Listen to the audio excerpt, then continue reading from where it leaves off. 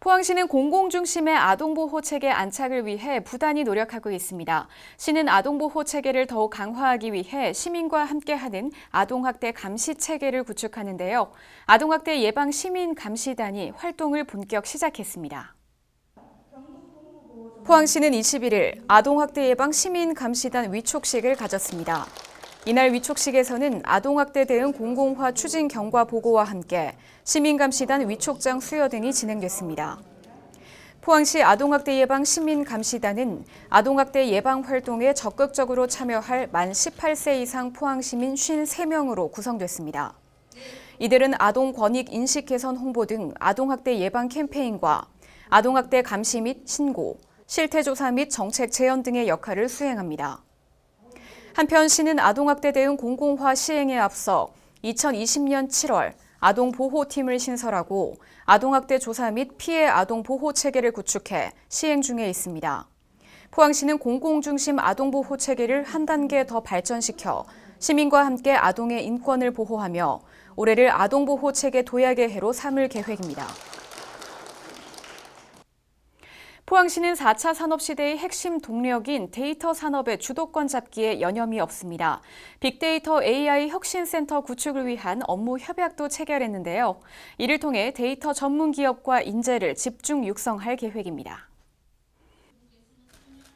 23일 포항시는 빅데이터 AI 혁신센터 설립을 위해 포스텍, 인공지능연구원, 포항테크노파크와 전략적 업무 협약을 체결했습니다. 4개 기관은 데이터 산업 육성에 어려움을 겪고 있는 지역사회에 전문 인재 양성 및 기술력 향상에 기반, 새로운 일자리 등을 제공하고자 빅데이터 AI 혁신센터 설립에 뜻을 모았습니다. 이번 협약으로 각 기관은 빅데이터 전문 인력 양성 및 일자리 연계 지원 사업과 전문 기업 육성 및 창업 사업화 촉진 등 지역 빅데이터 산업 저변 확대에 협력합니다. 포항 빅데이터 AI 혁신센터는 데이터 분석실과 열린 공간을 마련해 기업과 연구기관, 대학생 등 데이터에 관심이 있는 누구나 이용 가능한 지역의 데이터 베이스 캠프 역할을 할 전망입니다. 시는 이를 통해 지역에 산재된 데이터를 연계 통합하고 데이터 전문기업 육성 및 산업 활성화를 유도할 계획입니다. 또 전문 특화 프로그램 개발과 맞춤형 인재 육성, 더 나아가 국내외 데이터 선도기업 유치에도 매진합니다. 앞으로도 포항시는 디지털 경제 선도도시로 도약하기 위해 꾸준히 노력을 기울일 방침입니다. 포항시의회 제292회 임시회 활동 소식입니다. 지난 21일부터 25일까지 열린 5일간의 이번 임시회에서는 2022년도 제1회 추가경정 예산안 등 14건의 안건을 심사 의결했습니다. 포항시의회는 21일 제292회 임시회를 개회해 25일까지 의정활동을 펼쳤습니다. 21일 임시회 1차 본회의에서는 주회남 의원과 백강훈 의원이 5분 자유 발언을 했습니다. 이어 2021 회계연도 결산검사위원 선임의 건 등을 처리해 이석윤 의원 등을 결산검사위원으로 선임했습니다. 또 예산결산특별위원회는 위원장 배상신 의원을 필두로 11명의 의원으로 구성됐습니다. 24일 열린 제2차 본회의 시정질문에서는 김성조 의원이 미래기술연구원 포항 설치 추진 방안 등 포항시와 포스코의 합의 사안과 영일만대교 건설 공약 실행 방안에 대해 질문했습니다. 또 주혜남 의원은 반려동물 놀이터 조성 방안 등에 대해 물었습니다.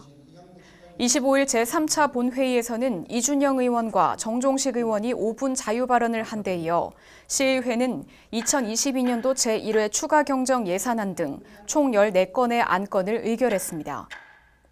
아울러 의원의 윤리성 강화를 위한 윤리특별위원회를 구성했으며 위원장에는 차동찬 의원을, 부위원장에는 이석윤 의원을 각각 선출했습니다. 한편 2022년도 제1회 추가 경정 예산안은 본 예산 대비 458억 원 증가한 2조 5,800억 원입니다. 간추린 소식입니다. 22일 포항시는 제60회 경북도민체육대회의 개폐회식 및 성화봉송 연출 제안 설명회를 가졌습니다. 설명회에서는 하이라이트인 개회식 연출에 대해 여러 의견을 나눴습니다. 또 우선협상 용역사에서 당초 제안한 개회식 연출안을 토대로 식전행사와 공식행사, 축하 공연 등 분야별 토론을 하기도 했습니다. 시는 도민체전의 성공적 개최를 위해 준비에 박차를 가하고 있습니다. 포항시는 지난 22일 세계 물의 날을 맞아 수자원 보전의 중요성을 시민들에게 알리고 생활 속 물 절약 및 수질 보전 실천을 홍보하는 캠페인을 펼쳤습니다. 이날 시는 철길숲 일원에서 포항시 수돗물 감시단 등 13개 기관 및 단체 150여 명과 함께 물 절약 실천 캠페인과 환경 정화 활동을 했습니다.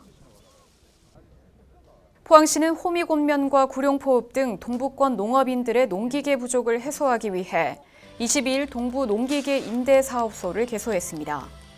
시는 동부 임대사업소에 트랙터 작업기와 굴삭기 등 총 20종 46대의 농기계를 비치했습니다. 이를 통해 동부권 농업인들의 거리적 불편함을 해소하고 농기계 구입비 절감 등 농가 소득의 보탬이 될 전망입니다. 포항시는 23일 신광면 기초생활 거점 육성 사업 착공식을 개최했습니다. 이번 사업은 문화, 복지, 서비스 보완을 통한 지역 주민 삶의 질 향상 등을 목표로 합니다. 특히 8.15 문화복지회관에는 목욕탕과 작은 도서관 등이 있으며 다양한 프로그램 운영으로 주민들의 교육, 복지, 문화 수요를 충족할 예정입니다. 시는 도농 간 문화복지 불균형 해소로 도시의 균형 발전을 도모하고 있습니다. 국제항로표지협회가 포항 호미곶 등대를 올해의 세계 등대유산으로 선정했습니다. 해수부는 지난 2월 호미곶 등대를 올해의 세계 등대유산 후보지로 추천했으며 호미곶 등대는 건축적 특성과 보존 상태 등의 평가를 거쳐 올해의 세계 등대유산으로 확정됐습니다. 23일 포스트 코로나 시대 청년 대응 전략 마련을 위한 포항 청년 정책 간담회가 열렸습니다. 이날 간담회에서 청년들은 각자의 생활을 바탕으로 자유롭게 이야기를 나눴으며 포스트 코로나 시대 청년 정책의 방향을 제시하고 수요 맞춤형 정책 활성화 방안을 강구하는 등 포항시 청년 정책이 나아가야 할 길을 함께 고민했습니다. 네, 포항시는 오는 9월 취항을 목표로 하고 있는 포항시 다목적 행정선에 선명을 공모하고 있습니다. 상징성과 독창성 등을 두루 갖춘 선명을 기다리고 있는데요. 공모 기간은 3월 21일에서 4월 4일까지입니다. 포항 시민이라면 누구나 반짝이는 아이디어를 제안할 수 있는데요. 시 홈페이지 공고문에 있는 신청서를 작성해 이메일 또는 팩스로 응모하시면 됩니다. 포항 바다의 수호자가 될 다목적 행정선, 멋진 이름으로 그 항해를 시작하도록 많은 의견 보내주시기 바랍니다. 이번 주 준비한 소식 모두 전해드렸습니다. 시청해주신 여러분 고맙습니다.